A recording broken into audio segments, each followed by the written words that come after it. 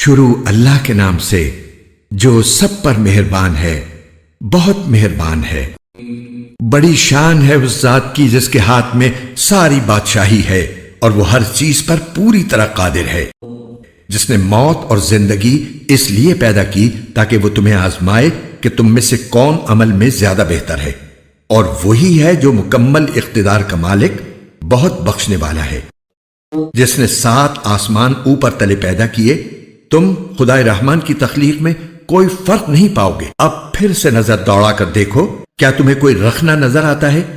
پھر بار بار نظر دوڑاؤ، نتیجہ یہی ہوگا کہ نظر تھک ہار کر نامراد لوٹ آئے گی۔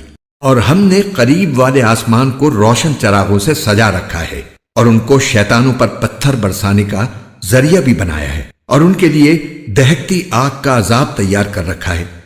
اور جن لوگوں نے اپنے پروردگار سے کفر کا معاملہ کیا ہے، ان کے لیے جہنم کا عذاب ہے، اور وہ بہت برا ٹھکانہ ہے۔ جب وہ اس میں ڈالے جائیں گے تو اس کے دھاڑنے کی آواز سنیں گے اور وہ جوش مارتی ہوگی، ایسا لگے گا جیسے وہ غصے سے پھٹ پڑے گی۔ جب بھی اس میں کافروں کا کوئی گروہ پھینکا جائے گا تو اس کے محافظ ان سے پوچھیں گے کہ کیا تمہارے پاس کوئی خبردار کرنے والا نہیں آیا تھا؟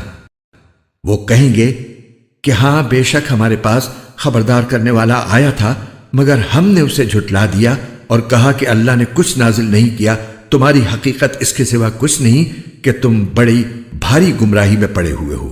اور وہ کہیں گے کہ اگر ہم سن لیا کرتے اور سمجھ سے کام لیا کرتے تو آج دوزخ والوں میں شامل نہ ہوتے۔ اس طرح وہ اپنے گناہ کا خود اعتراف کر لیں گے۔ غرض پھٹکار ہے دوزخ والوں پر۔ اس کے برخلاف جو لوگ بن دیکھے اپنے پروردگار سے ڈرتے ہیں، ان کے لیے بے شک مغفرت اور بڑا اجر ہے۔ اور تم اپنی بات چھپا کر کرو یا زور سے کرو، سب اس کے علم میں ہے، کیونکہ وہ دلوں تک کی باتوں کا پورا علم رکھنے والا ہے۔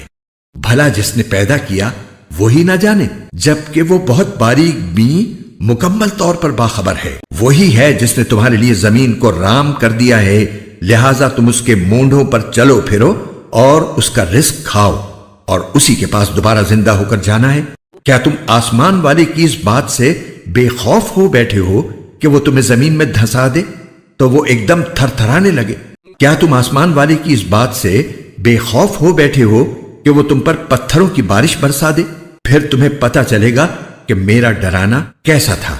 اور ان سے پہلے جو لوگ تھے انہوں نے بھی پیغمبروں کو جھٹلایا تھا، پھر دیکھ لو کہ میرا عذاب کیسا تھا۔ اور کیا انہوں نے پرندوں کو اپنے اوپر نظر اٹھا کر نہیں دیکھا کہ وہ پروں کو پھیلائے ہوئے ہوتے ہیں اور سمیٹ بھی لیتے ہیں، ان کو خدائے رحمان کے سوا کوئی تھامے ہوئے نہیں ہے، یقیناً وہ ہر چیز کی خوب دیکھ بھال کرنے والا ہے۔ بھلا خدائے رحمان کے سوا وہ کون ہے جو تمہارا لشکر بن کر تمہاری مدد کرے؟ کافر لوگ تو نرے دھوکے میں پڑے ہوئے ہیں۔ اگر وہ اپنا رزق بند کر دے تو بھلا وہ کون ہے جو تمہیں رزق عطا کر سکے؟ اس کے باوجود وہ سرکشی اور بیزاری پر جمے ہوئے ہیں۔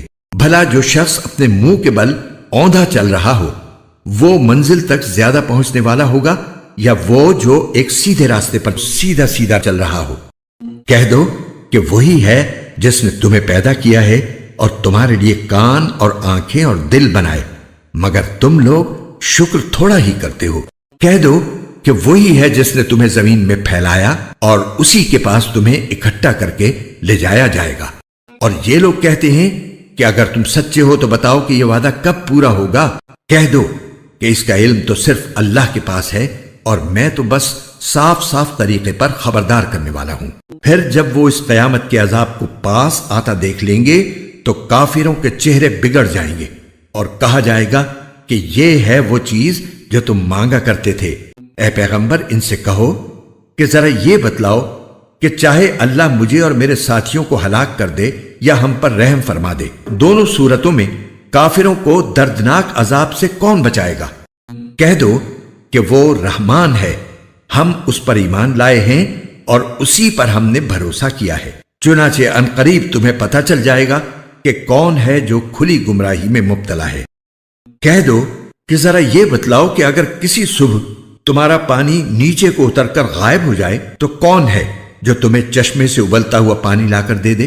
قرآن کے اردو اور ہندی مکمل ترجمے کے خوبصورت ایمان افروز ویڈیوز کو دیکھنے کے لیے ہمارے چینل قرآن دین اور دنیا ایپ کو لائک، سبسکرائب اور شیئر کیجیے۔ شکریہ۔